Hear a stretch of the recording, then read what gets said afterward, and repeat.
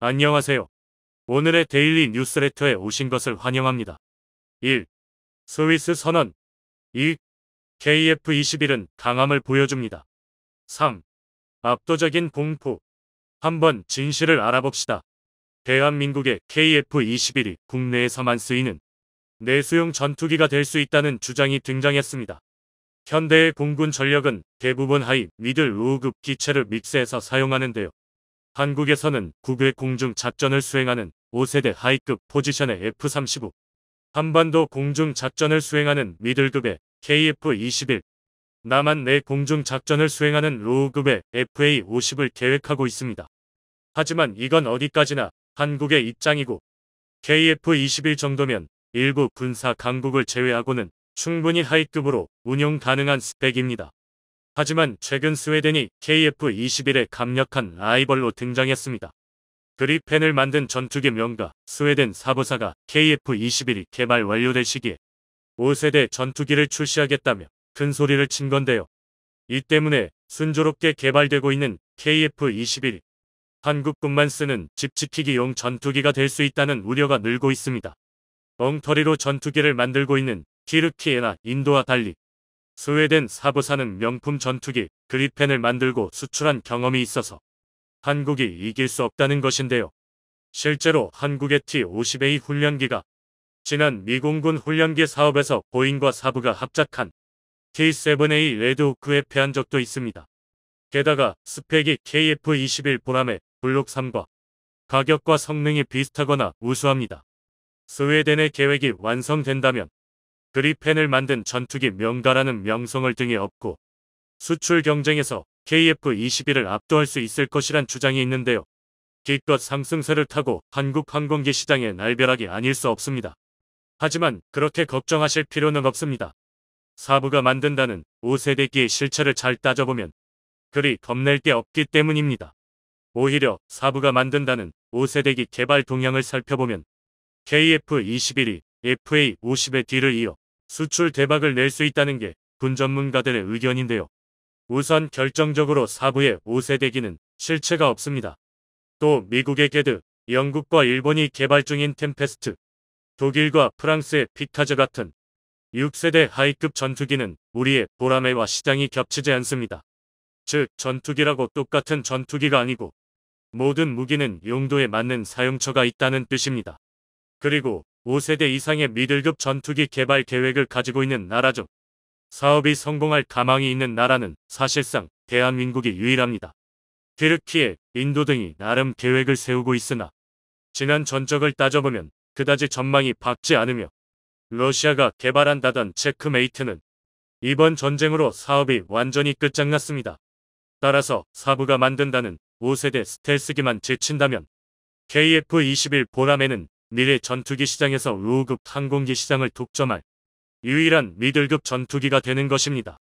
심지어 일각에서는 금세기 최고의 베스트셀러 전투기로 명성이 자자한 F-16의 뒤를 KF-21이 이을 것이라 예측합니다. 그렇다면 과연 대한민국의 KF-21과 스웨덴 사부사의 차세대 전투기 중 진정한 승자는 누구일까요? 오늘 군사 무기에서 자세히 알아보겠습니다.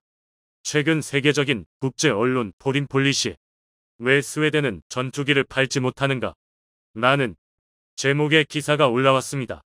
스웨덴 그리펜 전투기의 판매가 저조한 이유를 세세히 분석한 기사였는데요. 그런데 이 소식에 많은 이들이 놀랐습니다. 불과 수년 전까지만 하더라도 세계에서 손꼽히는 인기 전투기였던 그리펜이 어쩌다 그렇게 됐냐는 반응이 많은데요. 제이스민 39 그리펜은 스웨덴 사부사가 만든 경량 전투기입니다. 이 전투기의 타겟은 둘이었는데요. 최우선 타겟은 미들급 이상의 첨단 고성능 전투기를 살 수 없는 돈 없는 가난한 나라였습니다. 이는 그리펜의 스펙을 보면 알 수 있습니다. 그리펜은 스웨덴의 최대 위협인 러시아 공군의 비행장이 전부 파괴되는 상황을 가정해 700m 정도의 비포 정도로에서 이착륙이 가능합니다.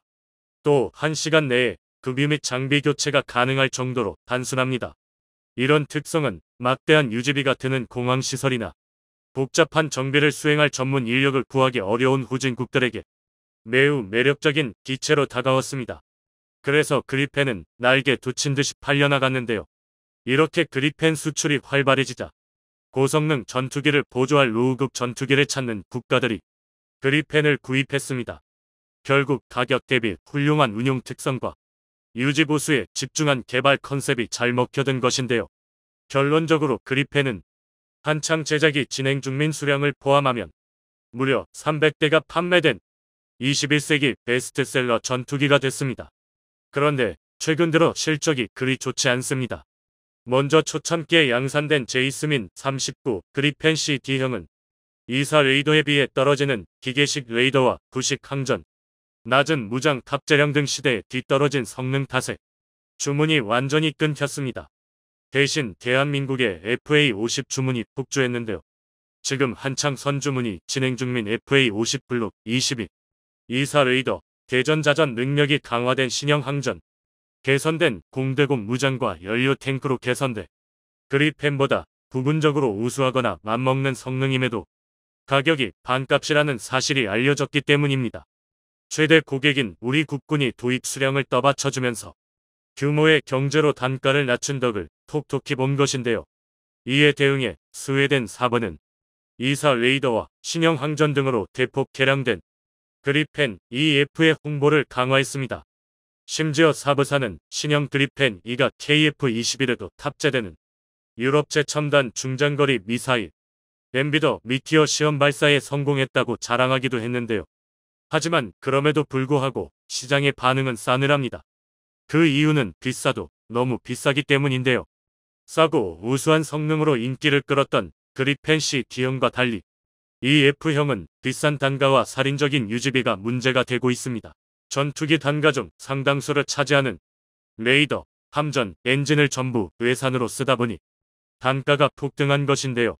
그런데 그 가격이 무려 1,000억 원을 가뿐히 넘습니다.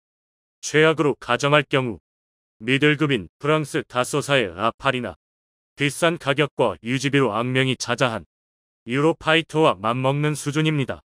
또 이 돈이면 FA50 블록 20을 3대나 살 수 있습니다. 그렇다고 성능이 엄청 좋은 것도 아닙니다.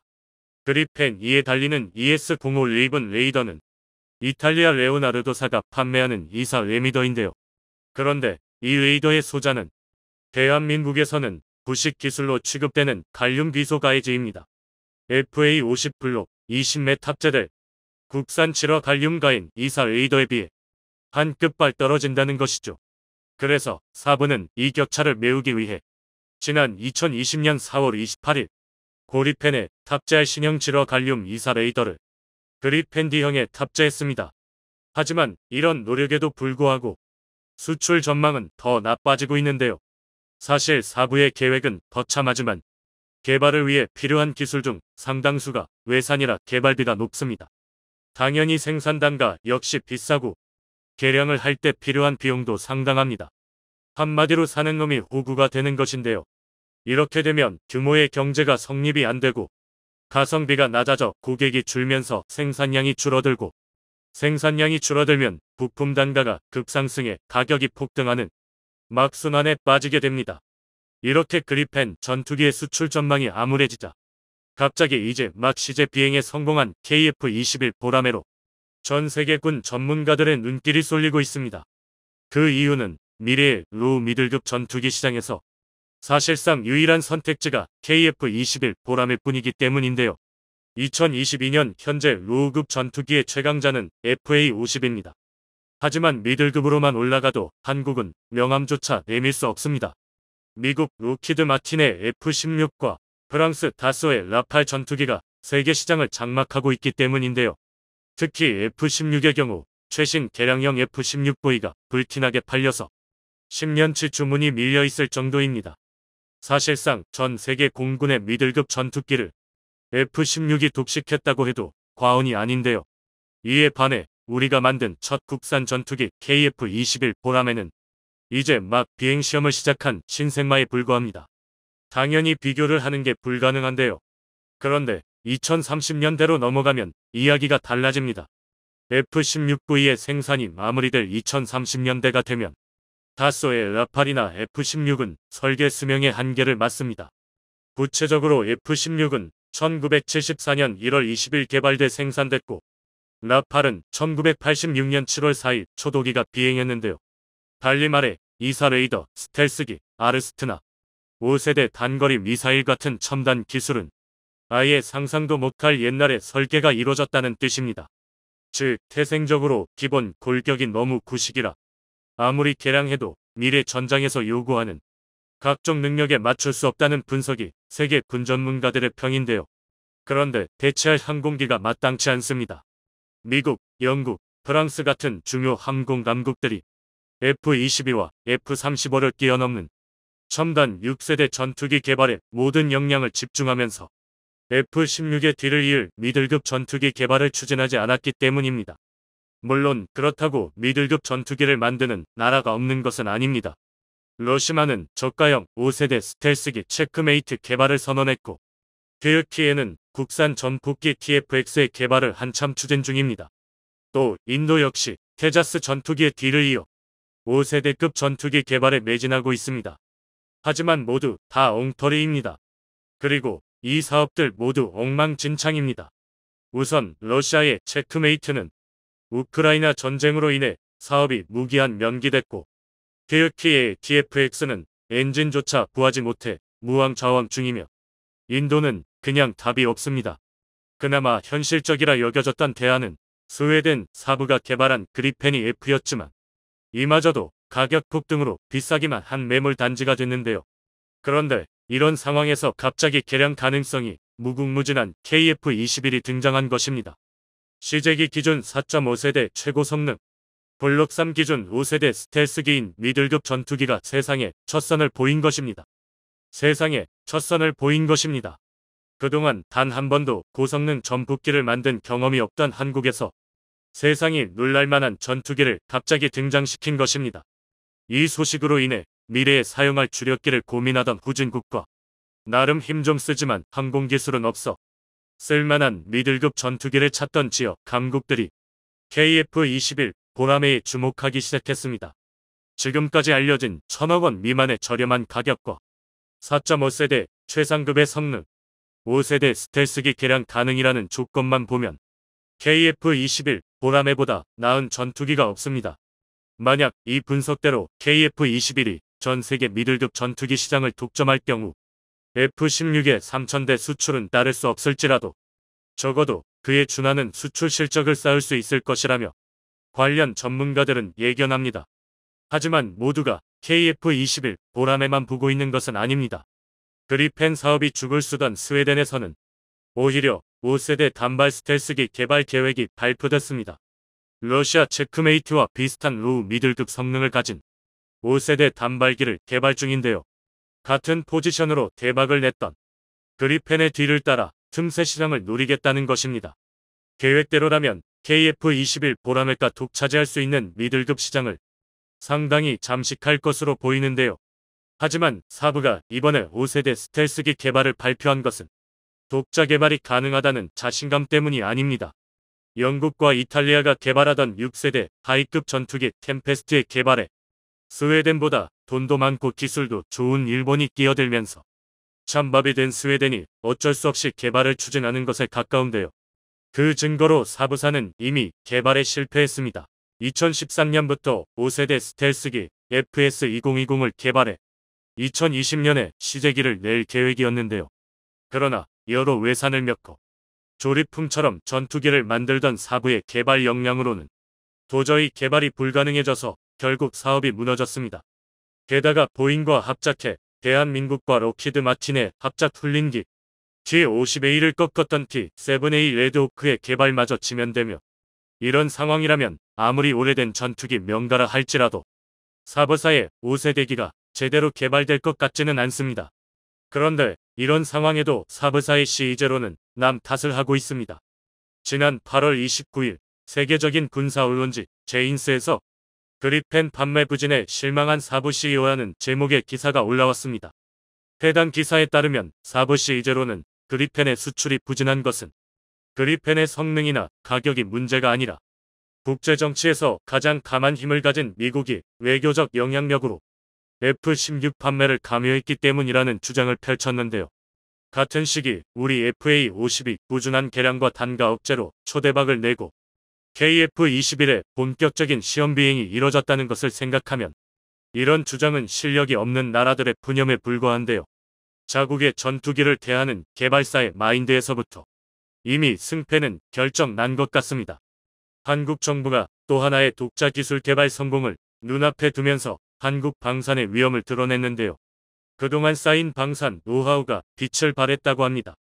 그동안 소문만 무성했던 한국형 조기경보통제기와 관련 이에 대한 정보가 풀리면서 북한은 물론이고 중국까지도 견제할 수 있는 압도적인 능력을 한국이 갖추게 되었다고 하는데요. 대체 한국에서 무슨 일이 벌어지고 있는지 이와 관련해 지금부터 자세하게 설명해 드리겠습니다. 대만을 방문한 펠로시 미 하원 의장의 깜짝 출연 이 소식이 초래한 결과는 놀라웠는데요. 중국은 물론이고 미국까지 군을 움직여 일촉즉발의 상황이 이어지는가 하면 중국이 군을 움직여 대만 주변에서 군사훈련을 진행하며 대만을 둘러싼 전쟁이 곧 일어날 것이라는 소문까지 돌았습니다. 펠로시 의장이 대만으로 입국한다는 소식을 접한 중국은 미국을 향해 날선 태도로 비난을 가하며 펠로시 의장이 탄 비행기를 중국이 격추시킬 수 있다는 경고를 보냈죠. 실제로 그 말처럼 중국은 최신 구축함과 전투기를 보내 펠로시 의장이 탄 비행기를 추적, 이를 공격하려고 했습니다. 미국 역시 이를 대비해 중국이 쫓아오지 못하게끔 직선 경로가 아닌 우회 경로를 선택하는 모습을 보였죠. 그러나 엄포를 놓던 중국은 펠로시 의장의 비행기를 추적조차 못했던 것이 드러났습니다. SCMP는 중국군 관계자와의 인터뷰를 통해 이 사실을 보도했는데요.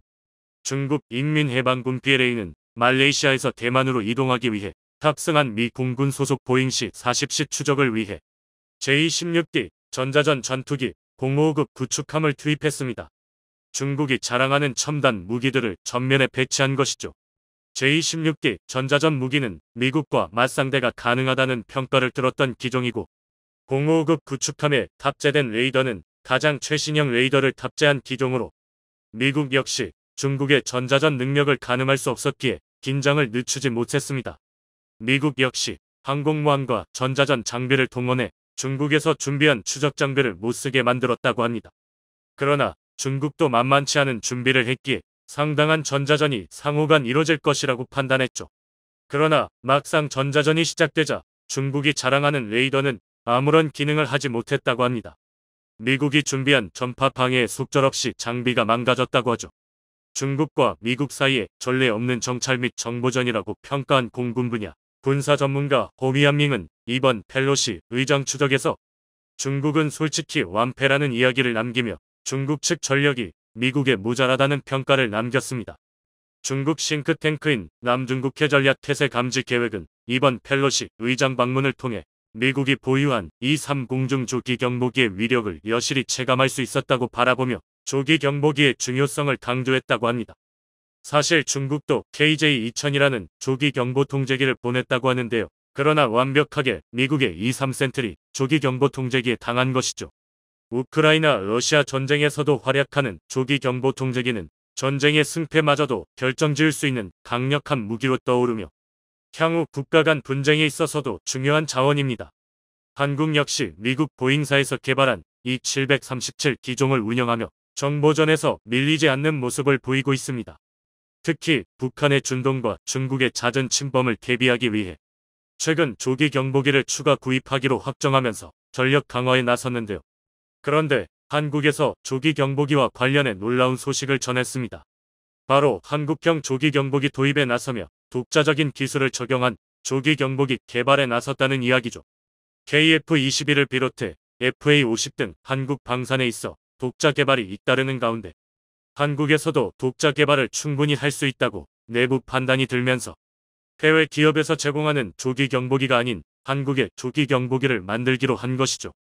최근 한국은 조기 경보 통제기 4대를 추가 구입하기로 결정했습니다. 국방부 소유검증위원회에서 기존 계획보다 2대가 늘어난 4대를 구입하기로 하면서 보잉사 제품을 쓰기로 결정한 것이죠. 그러나 이 과정에서 잡음이 상당했다고 합니다.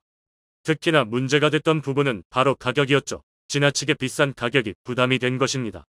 공중전에 있어 정보가 더욱 중요해진 마당에 이를 개발할 수 있는 곳은 손에 꼽는 회사들입니다. 보잉을 비롯해 사브, IAR 정도면 이를 제조할 수 있죠. 그런데 한국군이 요구한 조건을 만족하는 성능을 지닌 조기 경보 통제기를 제조하는 곳은 보잉사 단 한 곳입니다. 일대당 대략 1조 원에 가까운 가격이죠. 공군 국정감사에서도 국회의원들이 비싼 가격을 지적할 정도였는데요. 심지어 보잉이 한국의 사정을 알아차리고 44%나 비싼 가격에 조기 경보 통제기 가격을 불렀다는 지적도 등장했습니다. 미국이나 유럽 국가에 제한한 가격대와 한국에게 제시한 가격이 현격한 차이가 있다는 것이 그 증거였죠. 이 틈을 치고 스웨덴 방위사업체인 사브사브가 적극적으로 한국에게 조기 경보 통제기 구매를 촉구하며 가격을 제한했죠. 이때 가격에 1조 5천억을 제시하면서 1대당 1조를 부른 보잉에 비하면 상대적으로 저렴한 가격을 제안했죠. 이뿐만 아니라 적극적으로 조기 경보 통제기 기술 공유도 논의하면서 한국 정부가 요구한 수준으로 기술을 끌어올리겠다는 제안을 했습니다. 그러나 한국 정부가 반드시 요구한 기준을 충족하지 못한다는 단점이 있었죠. 360도 탐지 기능이 바로 그것인데요. 전방위 탐지 능력을 갖추고 있는지 여부에 따라 조기 경보 통제기의 성능이 갈리는 상황에 사부의 조기 경보 통제기 모델인 글로벌 아이는 이를 충족하지 못했습니다. 한국 정부 입장에서는 골머리를 앓을 수밖에 없는 상황이었죠. 울며 겨자 먹기로 어쩔 수 없이 현재 운용 중인 기종인 E737 기반 조기 경보 통제기를 추가 구입했지만 군 관계자들은 물론이고 국회에서도 독자 개발 목소리가 높았다고 합니다.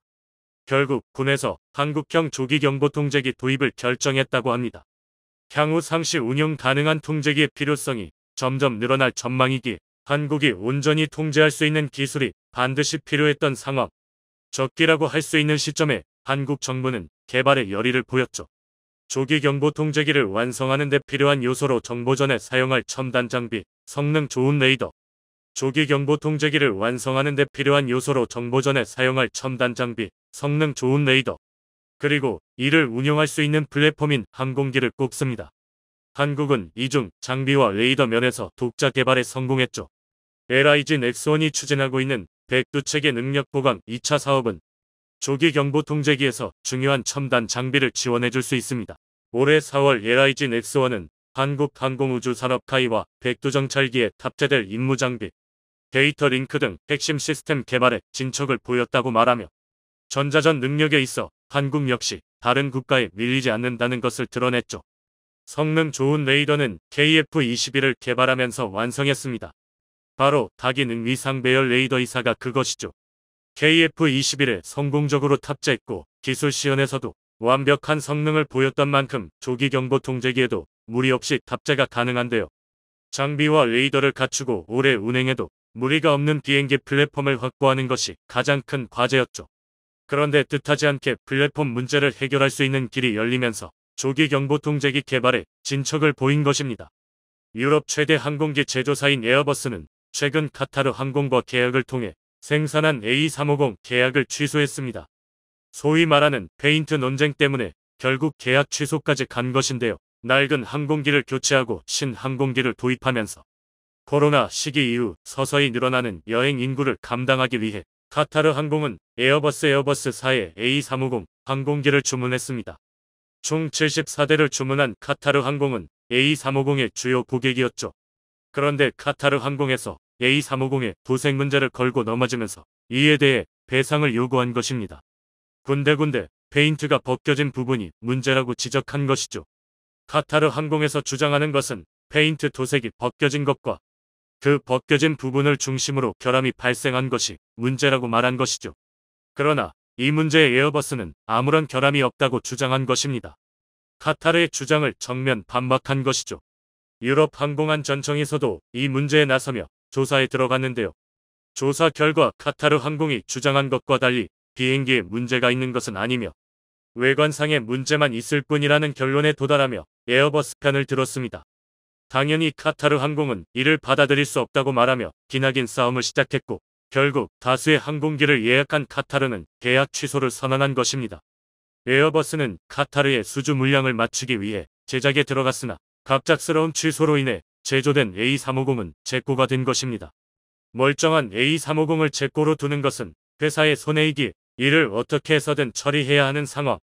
A350은 에어버스의 최신 기종으로 현재 에어버스의 주력 상품입니다. 이를 구매할 곳들은 한정적이기에 에어버스는 고민이 깊어졌죠. 그런데 한국 입장에서는 절호의 기회가 된 것입니다. 다양한 장비와 레이더를 채워 넣으려면 대형 항공기가 반드시 필요했는데요. 때마침 A350은 한국이 필요로 하는 모든 조건을 만족하는 기종 에어버스가 협력을 하면 모든 게 완벽했죠. 그리고 최근 에어버스 관계자와 한국 군 관계자가 회동을 가지고 이에 대해 논의했다는 소식이 외신을 통해 전해진 것인데요. 군사 전문지 제인스닷컴에서 에어버스 관계자와 한국 정부 인사가 만남을 가졌다는 소식을 전한 것이죠. 날이 갈수록 치열해지는 무기 경쟁에서 한국의 또 하나의 독자 기술 개발 성공을 눈앞에 두고 있습니다. 조만간 한국형 조기경보통제기 개발 완료 소식이 들려오기를 바라며 한국 방산의 지속적인 성장에 박수를 보냅니다. 시청해주셔서 감사합니다.